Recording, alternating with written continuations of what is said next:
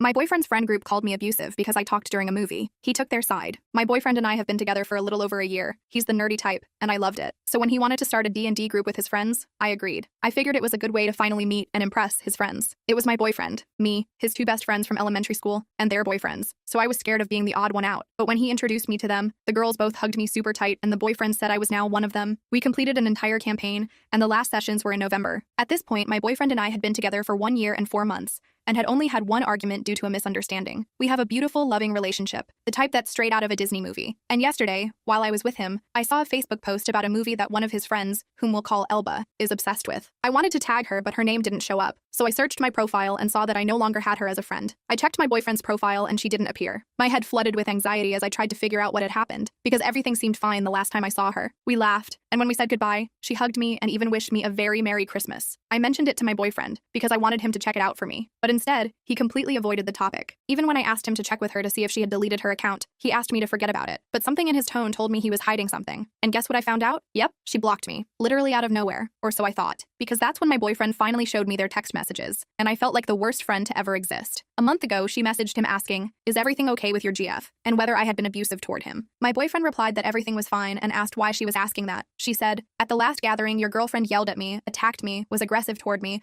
and even turned red with rage. I was worried she might be abusive toward you, but if everything is fine, that's great to hear." You see, at the gathering I mentioned earlier, us ladies stayed at the table chatting about the Joker movie. I simply stated that there were dozens of inaccuracies regarding mental health. Like, there's no way Lady Gaga's character could have actually been a psychiatrist, simply because she's way too delusional. The other girlfriend, Sophia, supported my argument, adding that her profile wouldn't have allowed her to get into medical school. Meanwhile, Elba got furious, saying that if there were pedo priests, then there could also be crazy doctors. Sophia and I disagreed. We should know, as Sophia is a doctor, and I have a PhD in psychology and psychotherapy. Coming from a place of knowledge, we explained to her that it wasn't possible. It wasn't long before I realized nothing good could come from our argument. Plus, it was around 1 a.m., so we said goodbye and called it a day. But I guess the texts proved otherwise. So then my boyfriend replied to Elba, saying that he didn't see any violence that night, but wanted to understand where she felt it happened. She responded that I yelled at her. I expected my boyfriend to defend me, but instead he replied, "That's just how she is. She's a loud mouth. Her whole family is like that, especially her mom. She lost her temper and she can be crazy-ish at times, but everything is fine between us." I had to stop myself from crying while I felt my heart break in my chest, because not only do I feel like he agreed with her, but he spoke badly about my family, basically called me crazy, didn't defend me from an attack on my character. I calmly asked him to ask her why she blocked me. She's your girlfriend, and you can do whatever you want. But after seeing the way she attacked Sophia and her boyfriend, I don't care if she lives or dies, and I especially don't want her around me or my future kids. Plus, just so you know,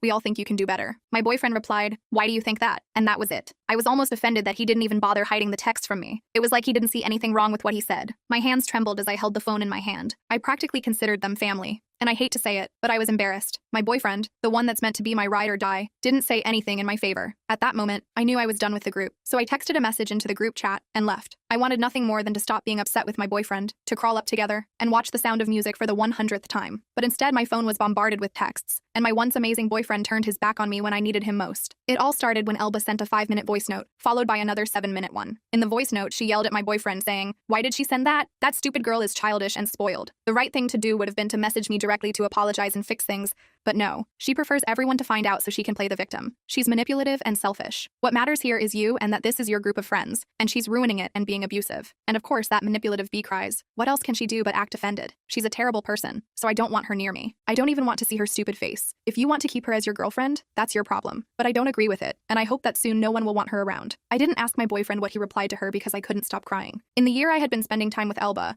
I never had an argument or conflict with her, and hearing her say all of that about me hurt deeply. Sophia and her boyfriend sent me private messages immediately after Elba's voice note. Sophia, "Baby, what happened? When have you ever been aggressive? Honestly, I've never noticed anything like that. Please don't apologize, you really don't need to. You're important to me, and I hope we can continue being close. Even though we haven't known each other for long, I already consider you a friend. You've helped me so much during my crises and supported me when my friend group broke apart. I care about you a lot, and I hope we stay friends." Sophia's boyfriend. "We saw what you wrote, but we've never felt anything like what you're describing. If we did or said something to make you think otherwise, we're truly sorry. We've never felt any aggression or anything of the sort. Neither Sophia nor I think that way. On the contrary, you've always been a great friend to us. If you ever felt a bad attitude from us, please forgive us too. Let's continue being friends. We care about you a lot." Elba's boyfriend messaged my boyfriend, saying he had to side with Elba, but admitted that everything had gotten out of hand and expressed how sorry he was about the situation. At this point, I felt better. With the support messages from Sophia and her boyfriend, I found the courage to tell my boyfriend, "I can no longer be around Elba. I never want to be near her again, and you need to decide. Either you side with her, and we end our our relationship, or you side with me, keep her away from me, and understand that I never want to see her again in my life. My boyfriend got up and started saying I needed to stop talking. He said he was having a panic attack, that he couldn't make a decision like that, and that he never thought it would get to this point. He said he wasn't able to decide. I waited for him to calm down, gave him his anxiety pill, a glass of water, and once we were in a better place, I simply said, "It's late. You should go home. Think about it, and we'll finish this conversation another day when we're calmer." He told me he didn't want to leave me like that. By that time, I had been crying for over 2 hours, but I insisted that for his safety, he should go home before 11 p.m., and that we could pause the discussion for now. I told my mom about it, and she's on my side, saying that my boyfriend didn't defend me, that he should have set boundaries with Elba, and that I'm in the right. Sophia and her boyfriend also make me feel like I didn't do anything Elba accused me of. Update. That day, I asked him to stop responding to her, as it was only giving her more ammunition to keep attacking me,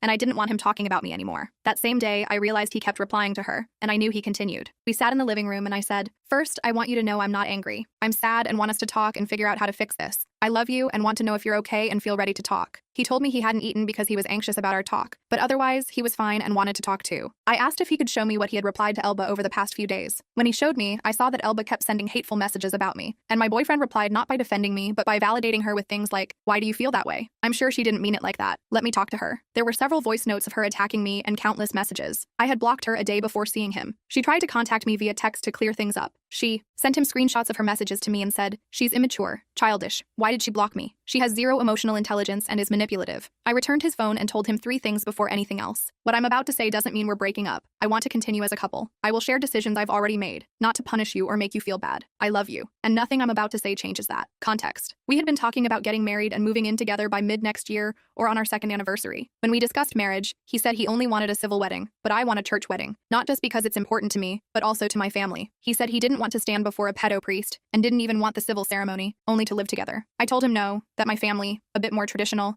and I wanted to do it the right way. He replied, "If your mom never got married, why would she care if you don't?" At the time, I didn't think much of it, but it feels like a huge red flag after all this. I told him I wanted to cancel our marriage plans and move in together. I explained that we weren't in a healthy place and needed to resolve these issues before taking such an important step. I also clarified that I didn't want him to stop seeing his friends or playing D&D, and that he should continue doing so out of respect for Sophia and her boyfriend. Finally, I told him I needed time to heal, that my heart was broken, and I wasn't acting out of anger but trying to give us space to heal and figure out how, and if, we can stay together. He lost it. He had another panic attack. Crying, he begged me not to cancel our plans, saying he loved me, didn't want any of this, and felt I was punishing him. After pressing him, he finally admitted what he thought when he validated Elba's points. "The campaign is really important to me. I know it's childish, but I'd already written things for your character, and you must play with me and my friends. If I cause problems, the group might disband. If I don't side with Elba, she'll isolate me and turn everyone against me, like she did with Chris, a friend who was also part of the group but got excluded because Elba hated her boyfriend. And if I disagree with her, we'll lose our friendship with the group." I waited for him to calm down, then told him what I thought about everything he'd said. "I'm not asking you to leave your friends. I've always believed couples should have friendships or groups outside the relationship. I never asked you to leave them. I asked you to defend me, set boundaries, or respect that I can no longer be around Elba. And everything you're saying confirms what I've been thinking. I can't stay in the same group with her. Even if Sophia still invited me to her wedding, I'd go only to congratulate her and then leave. If you want to stay for the party, I wouldn't be upset, but I won't risk being in a place with Elba and alcohol. And what you're saying shows me this too. I'm not your priority. Your priority is your D&D group and your friends. I'm not. And that's another reason we're not in a place to think about living together, because our priorities aren't aligned." He asked for time to fix this, saying he wanted to redeem himself and start acting differently to show me I'm his priority. He asked me to put our plans on pause instead of canceling them. I told him, for example, about the church wedding. I feel there's no middle ground because I'm the one pressuring for it. If it happened, people would think I manipulated him. If I were his priority, he'd at least consider it without those comments because it's important to me. Now, I feel like I'm manipulating him, as Elba claims. He asked me to stop mentioning her, but I told him I couldn't because I now see her as being in the middle of our relationship. We talked a bit more, coming back to the same conclusion. I'm not his priority, and he needs to talk to Sophia and her boyfriend to avoid losing them. The next day, after we talked,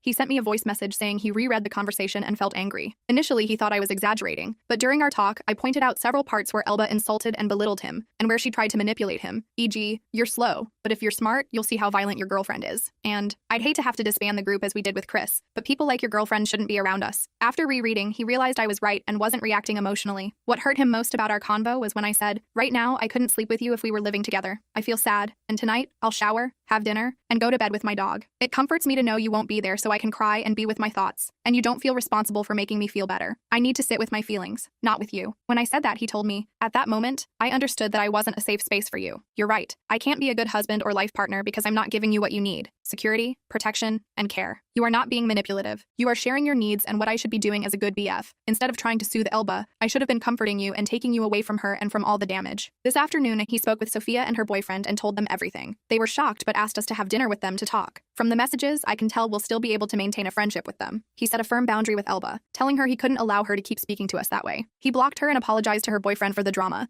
saying he still considered him a friend, but understood if he had to pick sides. I know this isn't the update many wanted. I understand that ending this relationship is what many would have chosen, but I need to give this a chance for his sake and my own. He's a good guy, despite how it might seem. He always tries to show me he loves me. His coming around and giving me my place makes me think we might be able to work it out. And I feel like this whole drama is due to external forces and issues we must work on as a couple and as individuals. My BF mentioned that he felt like he lost me. Even when I told him that I was not breaking up with him, he said, "I let you down so hard that only because you are mature and amazing, you stayed with me. I want to prove to you that I deserve you." Sophia and her boyfriend have been supportive, and we've created a new group with just the four of us so we can stay in touch and plan double dates. That genuinely makes me happy and gives me some comfort about the situation.